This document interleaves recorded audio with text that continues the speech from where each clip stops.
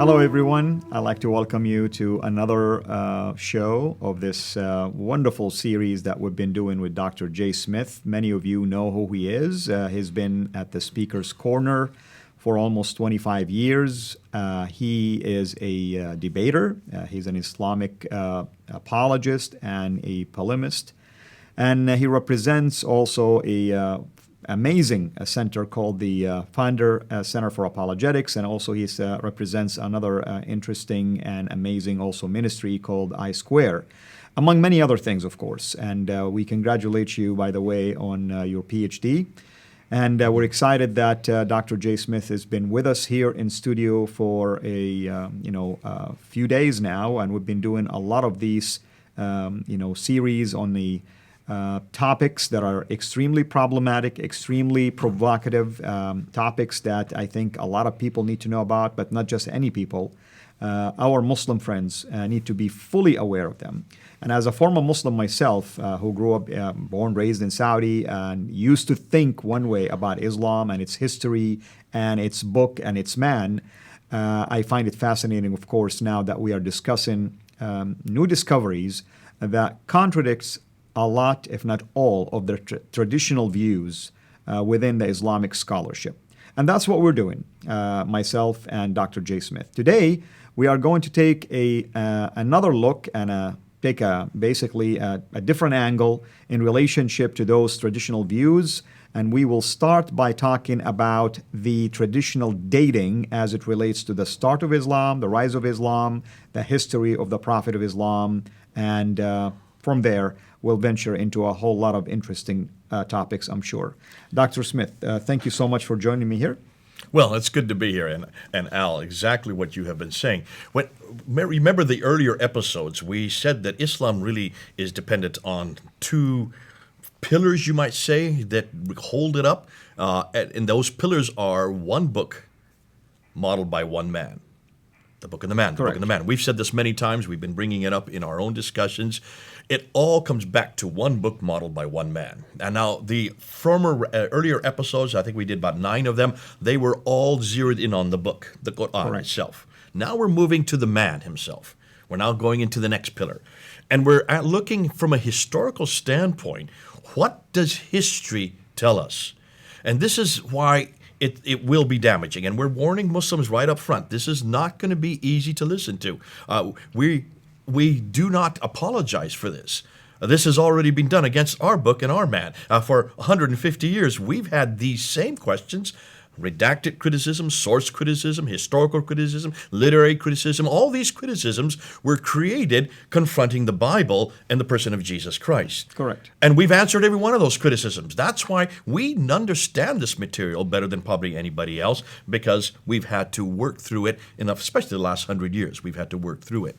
Now we're taking that edifice, all those criticisms, and bringing them over to Islam and asking the same questions that have been asked of our Bible, we asked of the Qur'an. We did that in the previous episodes. The same questions that were asked of Jesus Christ and how Christianity began, we are now moving to the person of Muhammad and Islam and Mecca and these areas. How did Islam really begin? And these are the questions we're going to do in these episodes. Now, to do that, we need to look and see what they say. And the Muslims are very clear that they have what they call the classical account. That's correct. Let's look at the screen, and you can see the dates that are there. So let's start with these dates. This is what you hear in every school, in every, I don't know of any other college or university in the world that has any other story but this story that we're going to show here. That the story is, the narrative is, Muhammad was born in 570. Correct. Okay? No one's ever doubted that. That he was born in a place called Mecca. No one's ever doubted that. That in 610 he was in a cave, and angel Jibril, as we know Gabriel in the Bible, came down, and as we said in the previous episode, said, Akra, read. And his response was, Ma Akra, I cannot read. Squeeze 3 times, and he goes back to Khadija, his wife, and she does a little test, have him sit on either knee, then disrobe and ask him, was this really an angel? And that proved that this was something authentic. And then she goes and has him talk to her cousin, Waraka ibn Nawfal, who is a Nestorian Christian. One of the ironies is a Nestorian Christian gives him and says, truly, you are a prophet. So it's a Nestorian Christian, according to the Islamic traditions, this narrative that really give Muhammad his authority. That was all in 610. So from 610 to roughly 622, there you can see on the slide, he then receives these Meccan revelations. And by that we mean the second half of the Qur'an.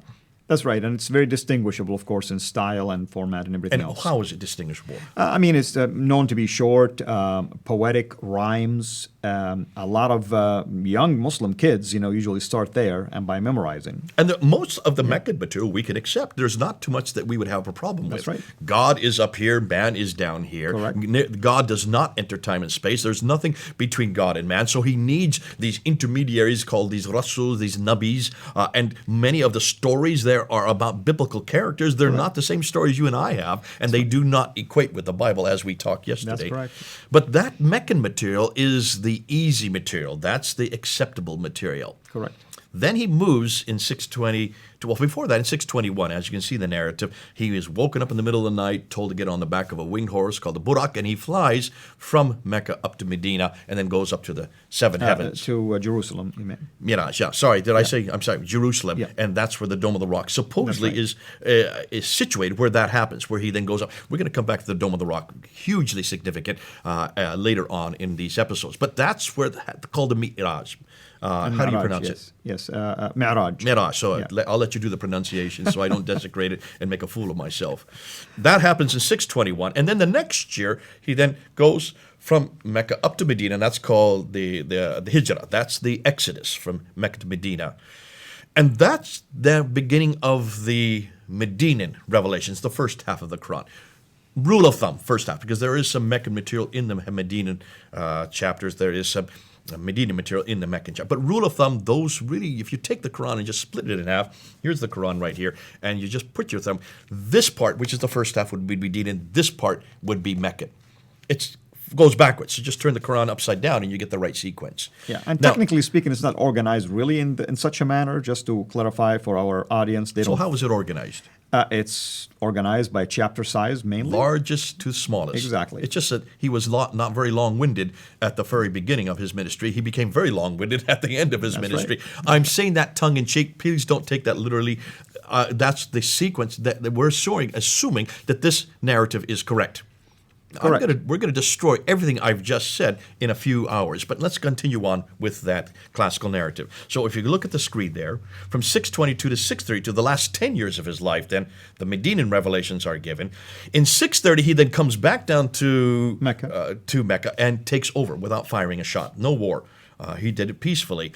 And then in 632, suddenly he dies, which tends to happen with most of us. Can't choose when you're going to die. Some believe maybe he was poisoned. We don't know. But that's what the traditions say. Abu Bakr takes over for the next 2 years. He dies peacefully.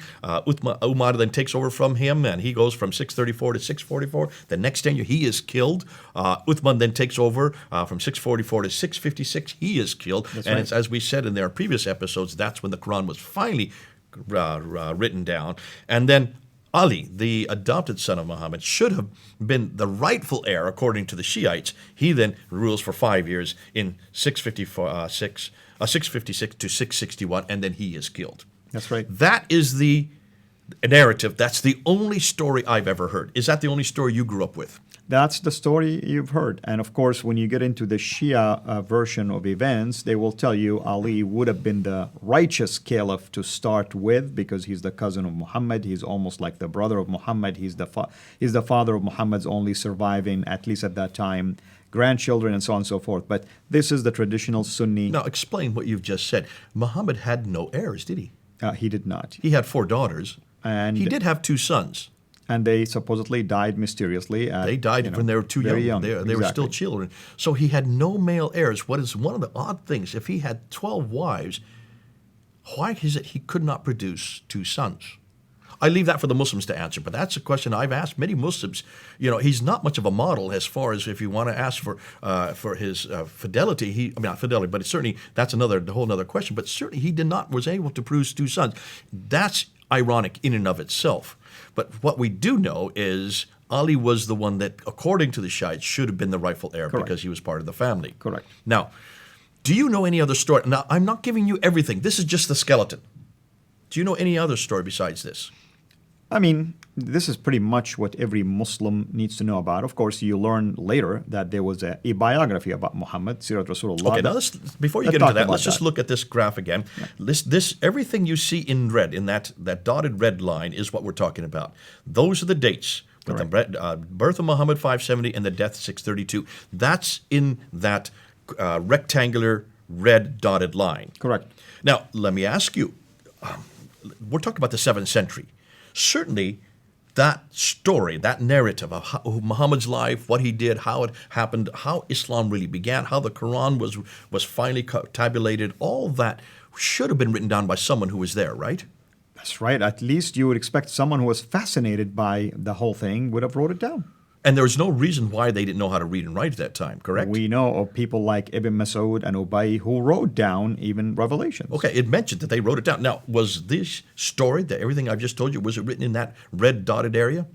No, it was written later. Oh, so let's look and see. Let's go up the slide again. This is not when it was written in the red area. It was written here. It was first written down by, the story of Muhammad's life was first written down by a man named Ibn Hisham. Hold on a minute. Ibn Ishaq. Okay, be careful. Ibn Ishaq is what is attributed. That's what Muslims claim. Correct. See, his name is there. Look, and you can see, we put it up there. Look at the date, 765, Ibn Ishaq. You notice I didn't put the red line around his name. Why haven't I done that? Because his material, at least most of it, is lost. Look, none of it exists. We don't have any documents today from Ibn Ishaq. The first documents we have are from Ibn Hisham. Look at the date, 833.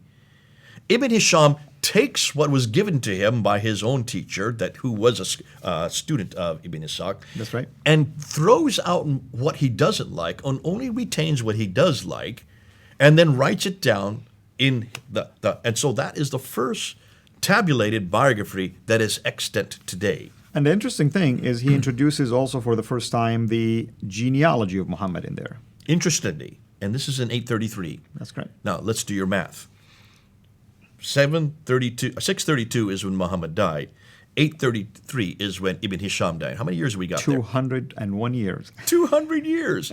It takes them 200 years to write down the first biography of Muhammad. And one of the most basic requirements for a biography is eyewitness accounts. Absolutely. Now, even more than that, most Muslims don't go to the Sirah. That's the biography. They go to the Hadith. So when was the first compilation extant that exists today of the Hadith of Muhammad? 240 years. There it is right there on the graph. Let's look at the graph again. There it is. 870 is when al-Bukhari dies. He's the first to tabulate it in one form. He was given 600,000 of these akhbars, and he whittles them down, throws out all of them except for about 7,400, basically, 397. That's 80, so 98% he throws out and only retains 2%. Throws out the vast majority, retains only 2%, and that's the 9 volumes that we have today. Correct. We're thinking that's the 9. It's attributed to him because even the earliest document we have for al-Bukhari is not to the 11th century, and that's only 1 volume. You have to go to the 17th century to get all 9 together. That's correct. This is, you can see where there's an awful lot yet to do research on al-Bukhari and whether or not he's even authoritative. Exactly, because the fundamental question is, do we have even an original manuscript for al-Bukhari? No, we don't.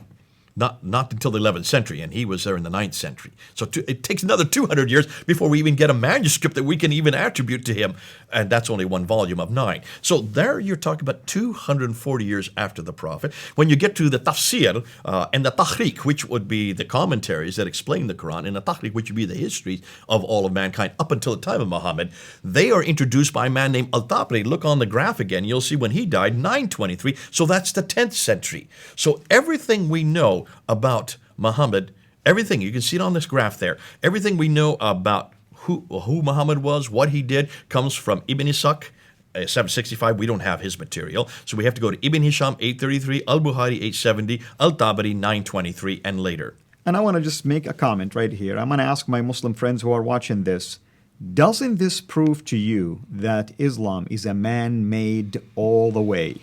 All the way. Hundreds of years later. Exactly. I mean, what else, what kind of evidence do you need to prove that it's 200 years later, you have information all of a sudden written about a man that lived 200 years earlier. Will you yourself write anything about somebody who lived 100 years earlier or 50 years earlier without a single eyewitness account and be able to publish it? No, we're Christians. We go to Jesus Christ. Let's go up and look at the slide I want to put up next, because look at this slide. Here's a comparison. If we as Christians were dependent on who Jesus Christ was, what he did and what he said, and we know that immediately from the writings of Paul were written within 15 years of Christ's death. We know that the tafsir, let's do like with like. The CIRA of Jesus, which would be the biography of Jesus, would be Matthew, Mark, Luke, and John. Right? That's correct. That would be his life. The equivalent to that, exactly. That's the black letter of the Gospels. That's correct. The hadith, what Jesus said, would be the red letters. In my Bible, we have red and black. What Jesus said is written in red. That would be the hadith of Jesus. Correct. So we know that 3 of those, the CIRA and the hadith of Jesus, were written within, at the latest, 40 years after Christ's death for Matthew, Mark, and Luke. John would have been written within 60 years of Christ's death. And when you talk about equivalence, if you want to look at tafsir, that would be Paul's letters, would be the tafsir. They were written within 15 years of Christ's death. They begun to. That's right. If you want to talk about the tariq, the history, that would be the book of Acts. That's correct. It would be the history of the early church. And written probably within between also 52 and 62 AD by Luke. So there you have the CIRA, the hadith, the tafsir, and the tariq of Jesus, all written within 15 to 60 years of Christ's death. Look at the exact same genre for Islam about who Muhammad was, what he said, and about the history of the early Islam. That is 200 to 300 years difference. If we were dependent on who Jesus was, and we had the very same type of material that Islam has about Muhammad and the beginning of Islam, we would know nothing about Jesus until the 3rd century. Correct. Matthew, Mark, Luke, and John would not have existed in the 1st century. We would be dependent on the 3rd century to even know who this man was, what he did. How would we defend him? And you know, brother, here is what troubles me is that Muslims keep always going back to the fact that the one of the early, the P52 papyri, that it dates like 100 or to 110 AD. They're upset about that, and how can we even prove that any of the accounts are true? Yet it is still within the range versus the 300. Basically, what we're saying is Islam has a real problem here.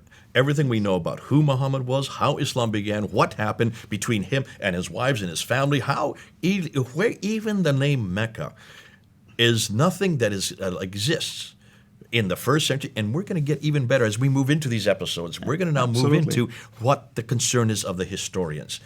But you can see already, we're now doing like with like. And like with like, I'm so glad that we as Christians have authoritative eyewitness account. Matthew and John were actually there. They were with Jesus for the last 3 years. They saw what he did. They heard what he said. They wrote verbatim what they knew about what he said and did. Thank God for the eyewitness accounts. Mark and Luke got it from the eyewitnesses. And that's why we can know exactly who Jesus was, what he said.